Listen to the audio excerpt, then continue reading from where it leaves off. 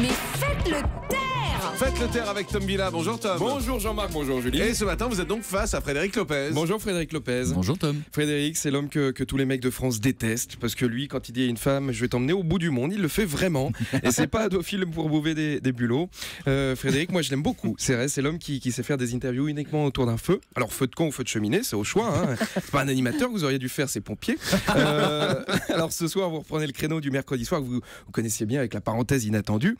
La parenthèse que vous avez arrêtée, entre autres, je crois, parce que le problème, c'est qu'à chaque fin de tournage, vous aviez 3 nouveaux meilleurs amis par semaine. C'est vrai? C'était presque ça. C'était presque ça. Mais t'imagines, tous les mois, on te propose 4 mariages, 2 baptêmes, une bar mitzvah, 2 déménagements en sous-tiers 5000 balles, c'est la galère. Alors ce soir sur France 2, nouveau concept, ça s'appelle Folie Passagère. Ça faisait 4 ans que vous n'aviez pas fait une émission dans un vrai studio. Ça va vous faire bizarre d'aller au travail en taxi et pas en avion. Mais le but, vous dites, c'est d'initier des rencontres, révéler des personnalités et faire se rencontrer les hommes et les femmes les plus épatants du pays. C'est pas un talk show, c'est un site de rencontre, votre truc, c'est fou.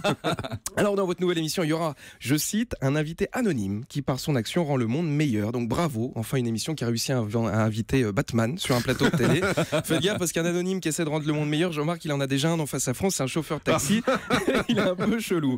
Alors vous êtes entouré d'une bande de 12 humoristes. Sur ces 12, il n'y en a que 2 qu'on fait, on ne demande qu'à en rire. Bravo, vous avez trouvé les 10 derniers humoristes qui ont réussi à être drôles sans avoir à se faire noter par Jean Benguigui. C'était pas évident. D'ailleurs, il y en a qui sont vos potes. Bah oui, c'est vrai, j'ai des copains. Et d'ailleurs, il y a une bonne partie de l'équipe que vous aviez rencontrée en faisant votre émission, vous l'avez dit, sur France Inter. L'émission s'appelait On va tous y passer. Alors, le fan de cinéma que vous êtes a dû trouver le titre en regardant la liste de Schindler. Mais honnêtement, Frédéric, il y a un truc qui est fou. Vous êtes un créateur d'émissions incroyables. Rendez-vous Inter Inconnu, c'était à l'autre bout du monde. La parenthèse inattendue, c'était au fin fond de la Seine-et-Marne. Et même pour cette émission, vous avez tourné au bout des Yvelines. En fait, votre kiff, c'est pas de faire de la télé, c'est juste d'emmener des stars à 3 heures de Paris. Non, et il se passe des choses en dehors de Paris.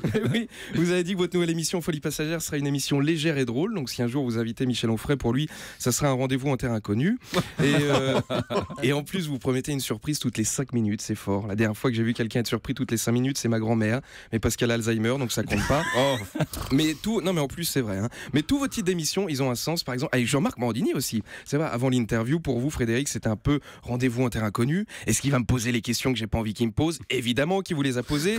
Du coup, avec l'attaché de presse en régie, c'était panique dans l'oreillette. Quand vous ressortez du studio, c'était une parenthèse vraiment inattendue. Et le lendemain, quand on est passé au bus suivant, c'était juste une folie passagère. Bon courage pour ce soir. Merci beaucoup. Bravo, Tom Villa, vous pouvez aller voir sur scène tous les samedis à l'Apollo Théâtre.